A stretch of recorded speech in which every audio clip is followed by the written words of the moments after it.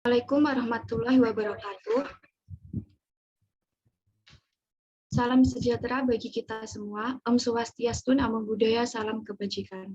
Pertama-tama, marilah kita panjatkan puja dan puji syukur terhadap kehadirat Allah Subhanahu wa Ta'ala, di mana kali ini kita semua diberi kesehatan dan dapat berkumpul kembali di dalam acara webinar pada hari ini. Yang saya hormati kepada Ibu Ilmatus Sadiah, SPD MHUM, selaku dosen pembimbing kami, dan saya hormati kepada Ketua Pelaksana Kak Yoga Permana, dan yang saya hormati kepada semua partisipan dalam acara kali ini. Saya Ulfa Alvina Wahintias selaku MC sangat-sangat berterima kasih kepada seluruh peserta webinar kali ini yang sudah bergabung ke dalam acara kita pada sore hari ini. Saya selaku MC dalam acara kali ini akan membacakan susunan acara. Yang pertama, pembukaan dan dilanjut dengan sambutan dari Ketua Pelaksana. Selanjutnya akan pemaparan materi, yaitu kesalahan penulisan ejaan bahasa Indonesia yang sering terjadi dalam penulisan karya ilmiah. Dan selanjutnya akan ada sesi tanya-jawab, sesi pembagian door prize, presensi kehadiran, sesi dokumentasi, dan yang terakhir penutupan acara. Sebelum acara ini kita mulai, marilah kita berdoa terlebih dahulu. Berdoa mulai.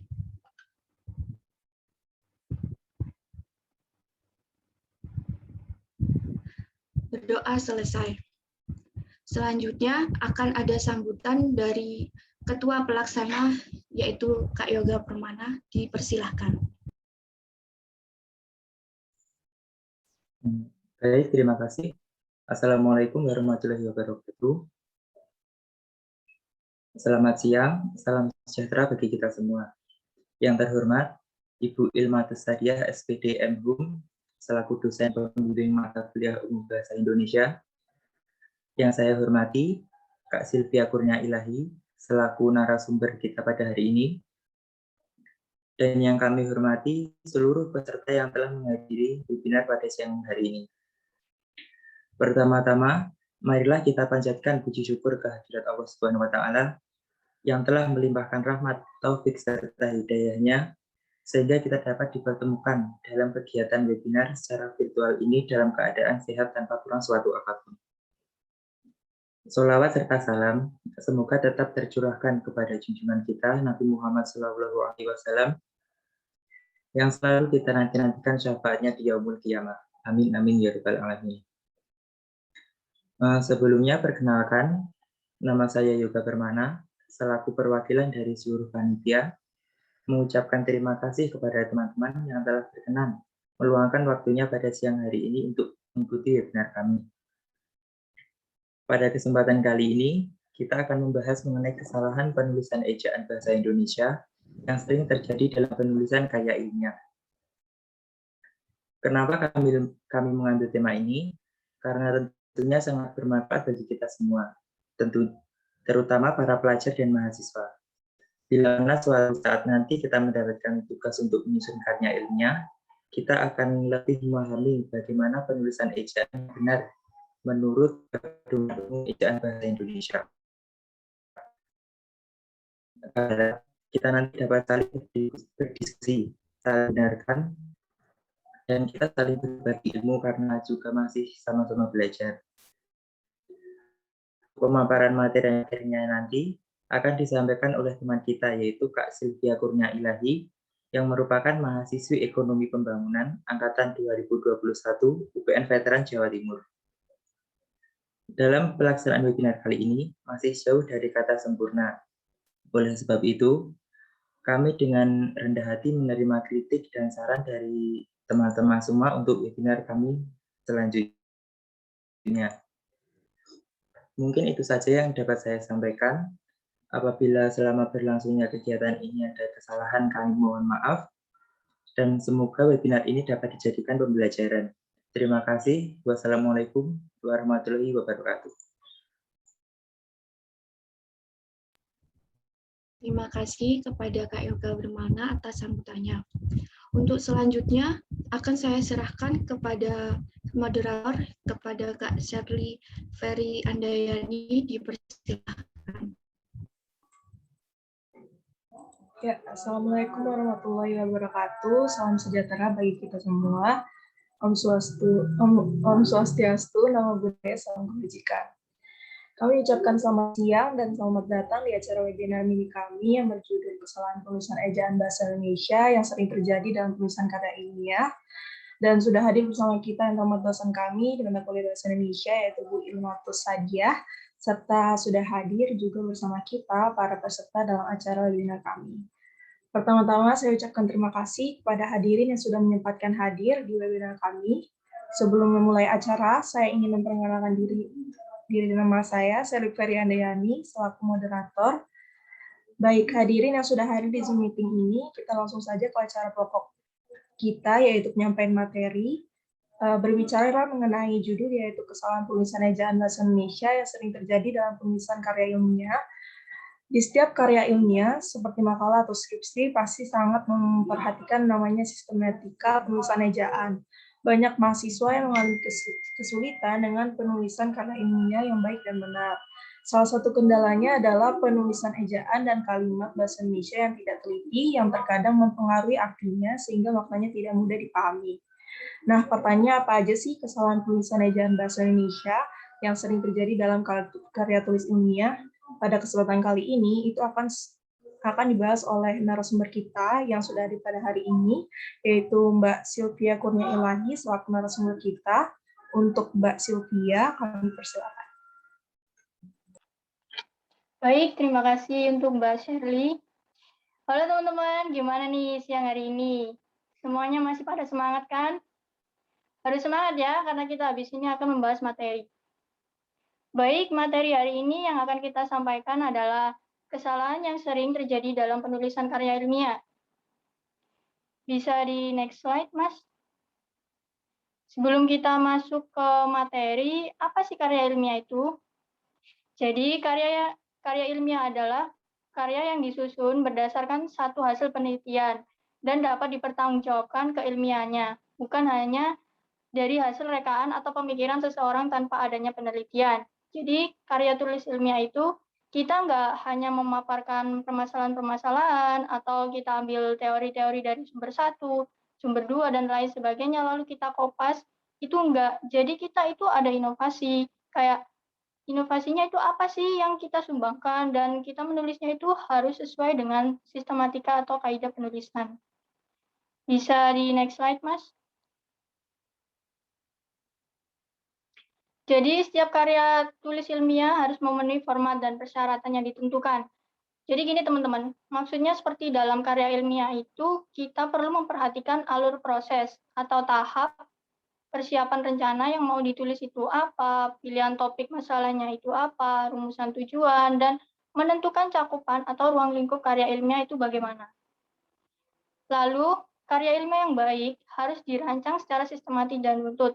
Jadi yang dimaksudkan di sini adalah merumuskan sesuatu secara logis sehingga membentuk suatu sistem yang utuh, menyeluruh, dan mampu menjelaskan rangkaian yang menyangkut objeknya, dan juga berurutan dari bagian awal hingga bagian akhir sehingga dapat sesuai dan selaras. Lalu yang terakhir ada bagian inti dari tulisan yang berisikan pendahuluan, telaah pustaka, metode penulisan, analisis, dan sintetis yang harus seimbang. Dan salah satu teknik yang mudah adalah dengan membuat kerangka tulisan atau disebut outline. Next slide.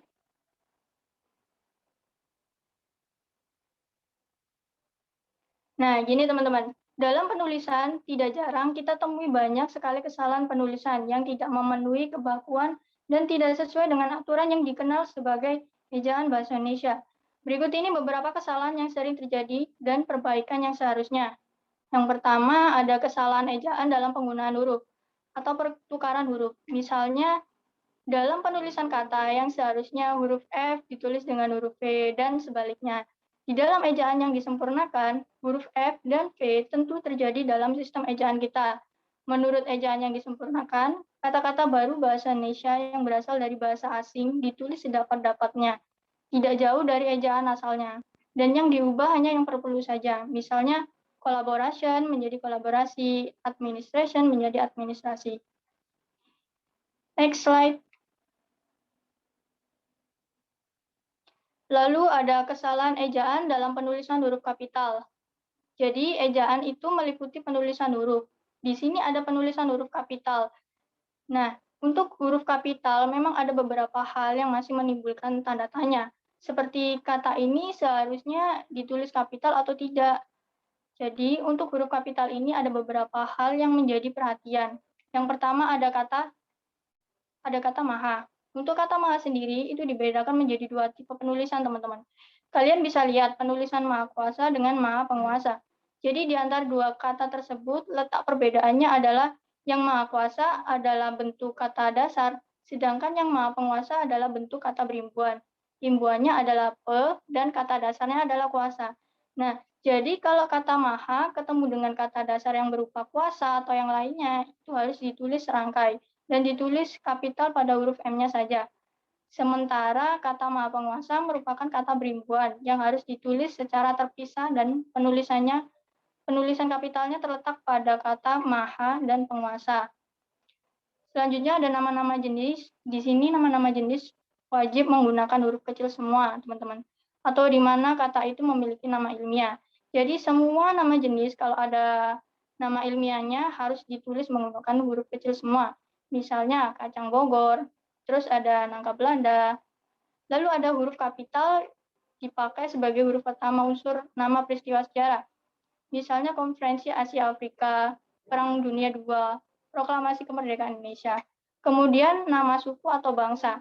Ini nama suku dan bangsa semuanya ditulis kapital untuk namanya, bukan suku atau bahasanya, tetapi penulisan nama sukunya. Misalnya bangsa Indonesia, suku Dani, bahasa Bali. Bangsanya pakai huruf kecil semua dan Indonesianya itu menggunakan kapital.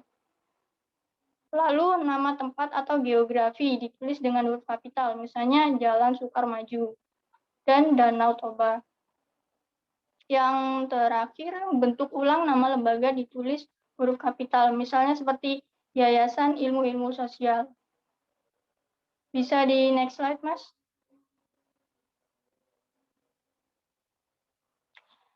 Lalu ada kesalahan ejaan dalam penulisan huruf miring. Huruf miring dipakai untuk menuliskan judul buku, nama majalah, atau nama surat kabar yang dikutip dalam tulisan, termasuk dalam daftar pustaka. Misalnya, saya sudah membaca buku Salah Asuhan karangan Abdul Muiz.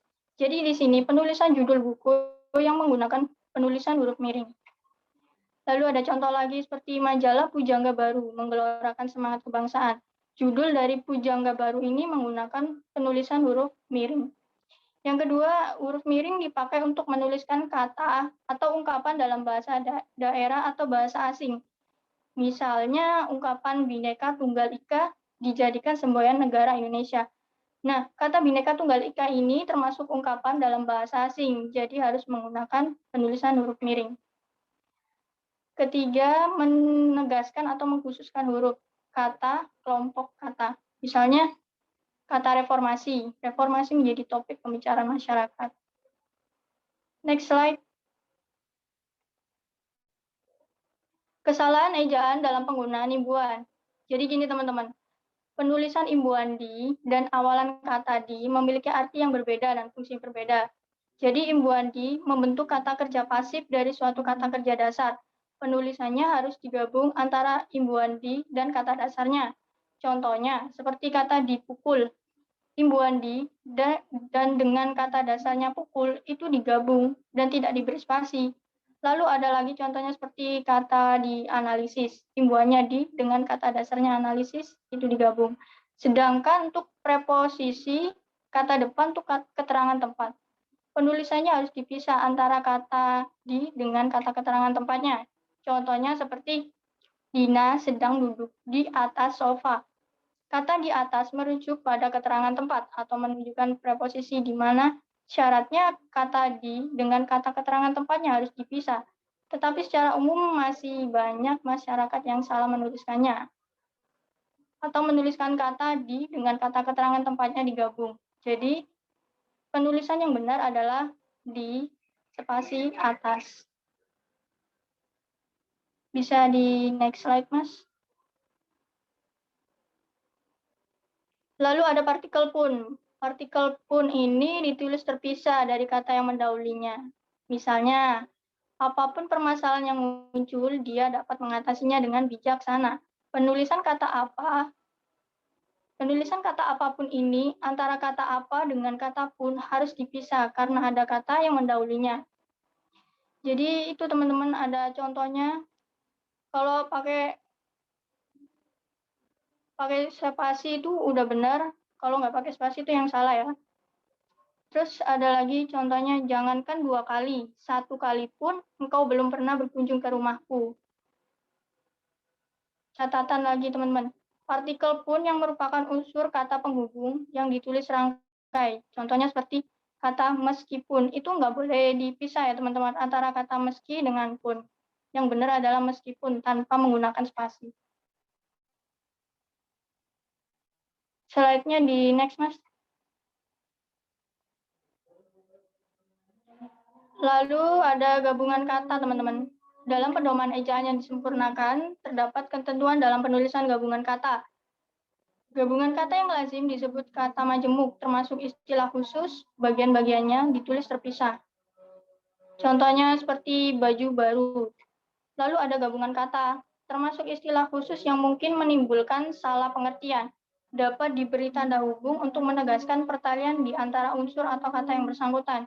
Contohnya, ayah, tanda hubung, lalu ibu. Ini adalah contoh penulisan yang benar, teman-teman. Lalu ada gabungan kata yang sudah dianggap sebagai satu kata ditulis rangkai. Contohnya seperti kata barangkali. Yang benar penulisannya adalah barangkali tanpa menggunakan spasi. Lalu selanjutnya ada sedangkan kata yang dilekatinya itu berhuruf awal kapital, maka antara unsur gabung dengan kata yang dilekatinya diberi garis tanda hubung. Contohnya seperti se-Kabupaten Boyolali. Jadi antara kata se itu di tengah-tengahnya diberi tanda hubung lalu dilanjutkan dengan Kabupaten Boyolali. Next slide, Mas. Kesalahan penggunaan tanda baca. Nah, ini juga perlu teman-teman pahami lebih detail atau teman-teman bisa baca buku di QEB. Di situ banyak dijelasin secara detail. Jadi intinya tanda koma itu digunakan untuk memisahkan rincian yang lebih dari 2. Selain itu, tanda koma dipakai sebelum kata penghubung, seperti tetapi, melainkan, dan sedangkan, dalam bentuk majemuk atau setara gitu. Misalnya, seperti saya ingin membeli kamera, tetapi uang saya belum cukup. Jadi tanda koma ini diletakkan sebelum kata tetapi.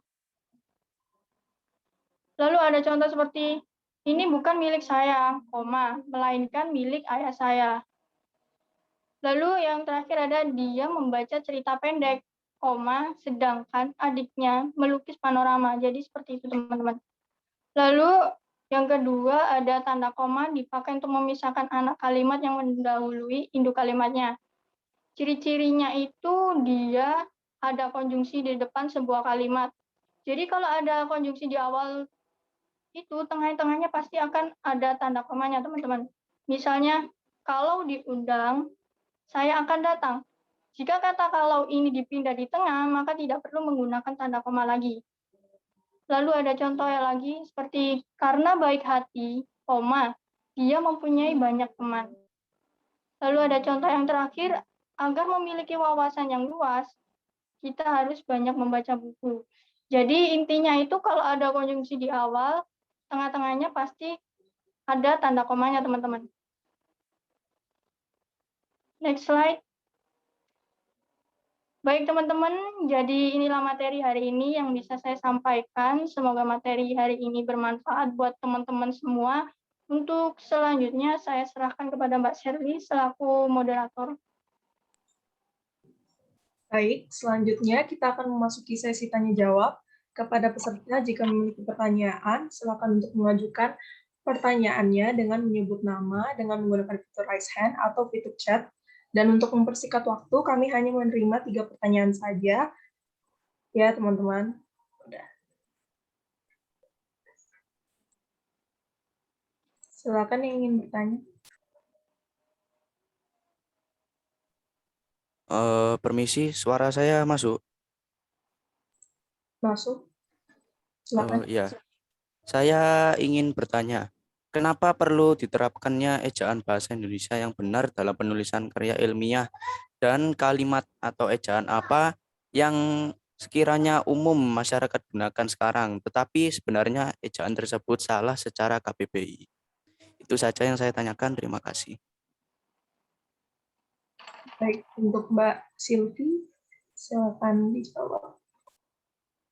Ya, baik, Mbak Shirley. Untuk Mas Galip tadi ya. Jadi dalam penulisan karya ilmiah tadi itu perbendaharaan kata dan tata bahasa memang mempunyai peranan penting agar tulisan yang dibuat tertata dengan baik. Pada dasarnya fungsi ejaan sendiri adalah untuk menunjang pembakuan tata bahasa Indonesia, baik kaitannya dengan kosakata maupun dengan peristilahan. Hal itu dimaksudkan untuk memberi pengertian pada penulisan agar lebih jelas dan memudahkan pembaca untuk memahami informasi yang disampaikan secara tertulis.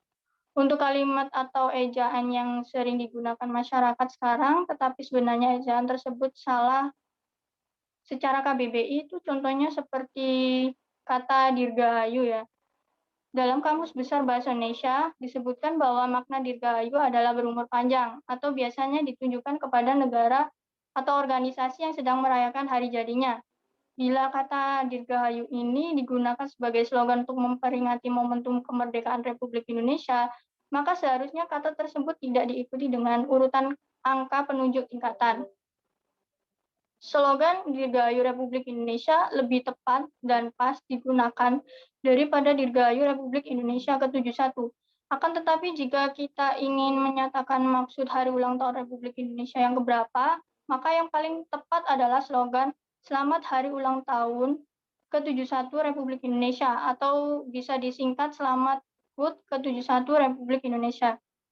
Karena yang dimaksud ke-71 adalah hari ulang tahunnya, bukan Republik Indonesianya, maka Republik Indonesia hanya ada satu, bahkan bukan dua, tiga, dan seterusnya. Meskipun demikian, masih saja ada yang keliru dengan menuliskan Dirgahayu HUT RI ke-71 atau Dirgahayu HUT Republik Indonesia ke-71. Jadi seperti itu penjelasannya. Untuk pertanyaan selanjutnya bisa dibantu untuk dibacakan. Oke, untuk pertanyaan selanjutnya ada dari Yunita Puspitasari. Ketika kita akan membuat suatu karya ilmiah, mengapa diperlukan membuat outline terlebih dalam penelitian karya ilmiah yang akan dibuat?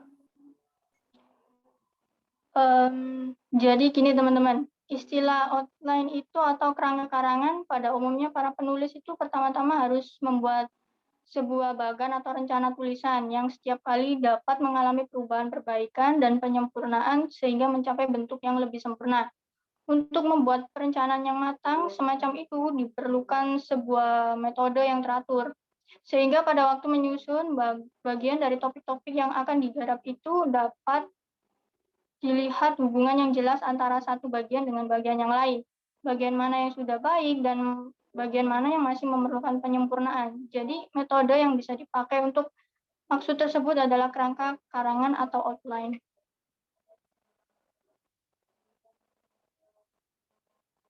Oke, apa bisa diterima oleh Mbak Yunita?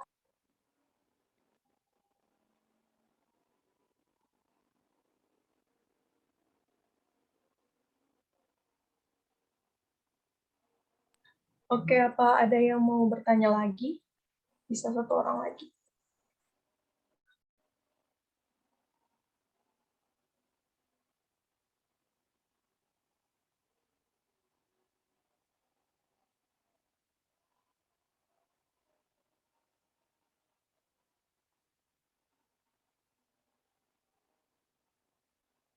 Oke, karena nggak ada yang mau bertanya, selanjutnya kita punya hadiah nih buat kalian yang bisa menjawab pertanyaan. Saya akan share screen.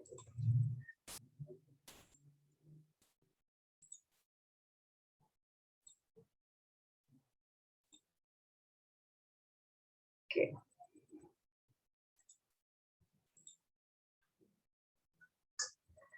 Jadi ini kuis yang hadiahnya Soldery Wallet. Peraturannya terdapat 12 soal pilihan ganda singkat. Satu pertanyaan bernilai 5.000. Peserta menjawab dengan mengangkat tangan. menggunakan fitur raise hand. Setelah pertanyaan selesai dibacakan, peserta yang mengangkat tangan paling cepat akan dipersilakan menjawab pertanyaan. Peserta menjawab setelah dipersilakan oleh moderator dan wajib on cam. Sebelum menyampaikan jawaban dipersilakan menyebutkan nama terlebih dahulu. Peserta diberikan waktu 5 detik untuk menjawab. Jika jawabannya salah, maka soalnya akan gugur. Oke, kita langsung aja ke pertanyaan yang pertama. Penulisan kata baku yang benar menurut KBBI adalah, silakan yang mau menjawab. Oke, untuk Galip, silakan. Izin menjawab. Jawabannya A. Oke, kita lihat jawabannya ya. Ya, benar ya, fotokopi nanti akan dihubungi oleh panitia kita. Selanjutnya,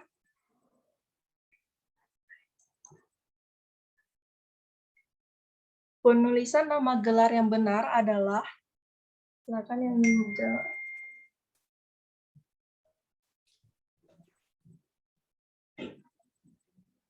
Oke, untuk Mbak Elisa, silakan. Oke, perkenalkan nama saya Elisa Sukma Lidianita. Penulisan nama gelar yang benar adalah yang A. Oke, kita lihat ya jawabannya. Benar ya, Elisa, nanti akan dihubungi oleh panitia kita. Selanjutnya, pertanyaan yang ketiga. Penulisan kata yang benar adalah, silakan. Untuk peserta RIS, boleh? Silakan untuk on mic. Jawabannya yaitu A. Oke, A ya. Kita lihat jawabannya. Yang benar yang B ya. Berarti soal ini gugur. Oke, selanjutnya pertanyaan keempat. Tanda hubung yang digunakan pengulangan kata ulang pada kata ini yang di bawah ini yang benar adalah,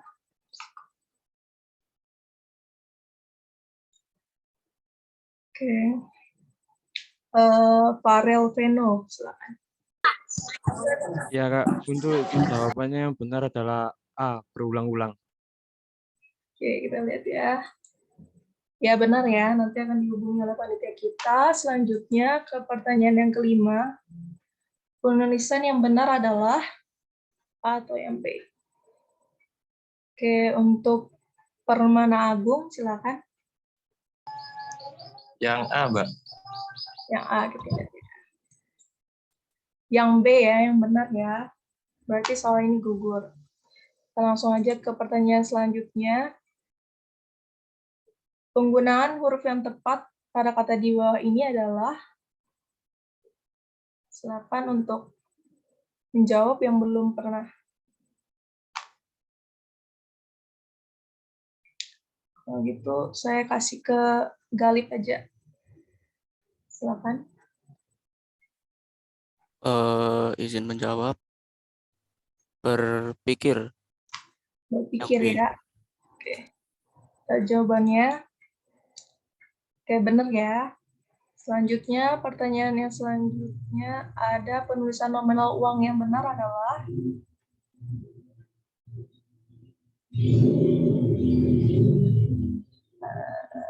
oke,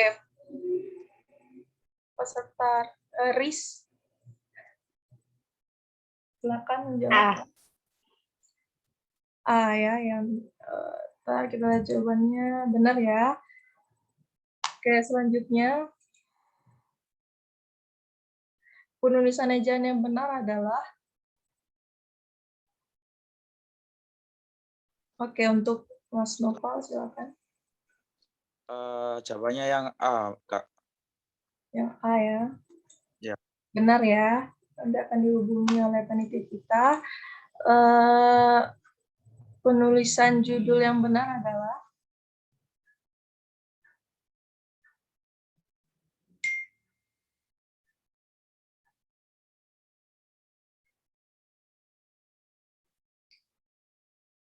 Eh, galip lagi, oke, galip aja gini. Jawabannya yang mana yang benar? Yang B. Yang B, oke. Benar ya. Oke, langsung aja ke pertanyaan selanjutnya. Penulisan tanggal yang benar adalah, yang lain yang belum pernah menjawab, silakan untuk menjawab. Oke, untuk Berlian Octasia, silakan. Jawabannya yang A. Yang A, oke. Yang benar yang B ya. Berarti soal ini gugur. Langsung ke pertanyaan yang ke-11. Penulisan jam yang benar adalah Berlian Octasia, mungkin mau jawab lagi.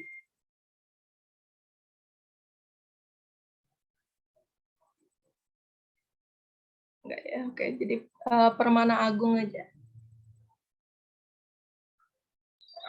Yang A. Yang A. Yang benar yang B ya. Berarti soal ini gugur. Selanjutnya penulisan kalimat yang benar adalah untuk Farel Venus, dipersilakan. Untuk jawabannya yang nomor 12 itu B, Pak. Tujuan penulisan karya ilmiah ini yaitu sebagai berikut, titik. Oke, jawabannya ya. Ya, benar ya. Nanti akan dihubungi oleh panitia kita. Langsung aja selanjutnya. Penulisan kata imbuhan yang benar adalah, silakan yang belum pernah menjawab.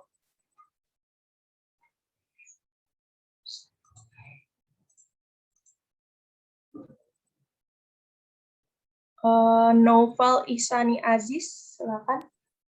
Oh ya, saya jawabannya yang A, Kak. Yang A, ya benar ya. Oke. Makasih, Kak. Ya. Oke, penulisan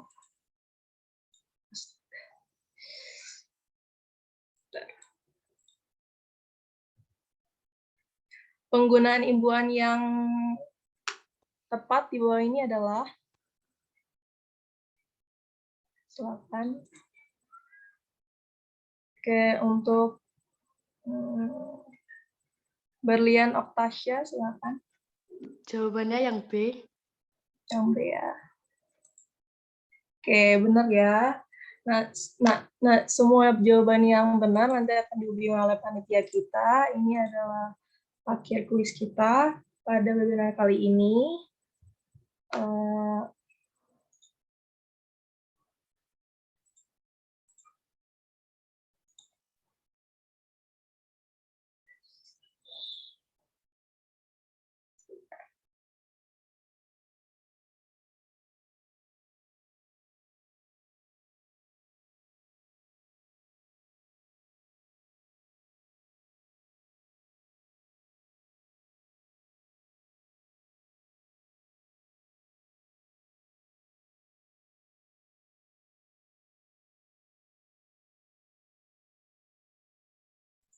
Oke, kita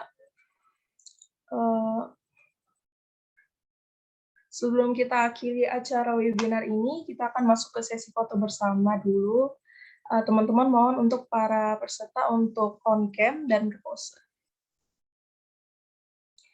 Sebelum kita foto bersama, silakan isi link presensi yang ada di kolom chat terlebih dahulu.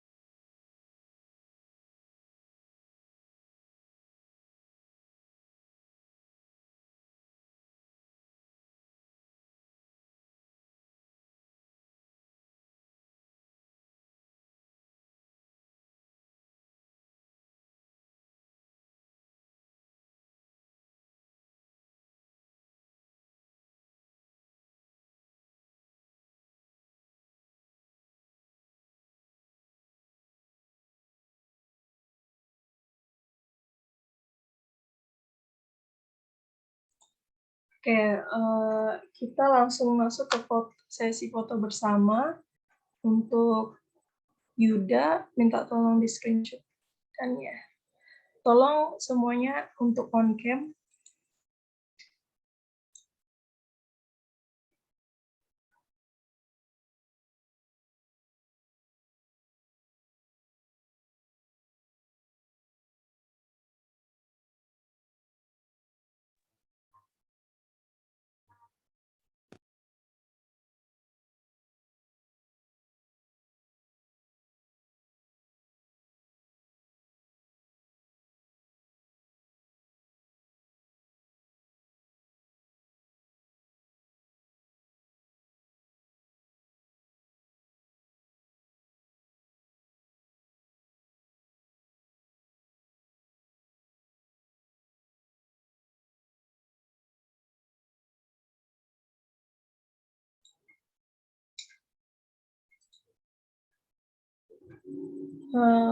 Oke, karena udah difoto, kita langsung aja ke penutupan. Alhamdulillahirrabbilalamin.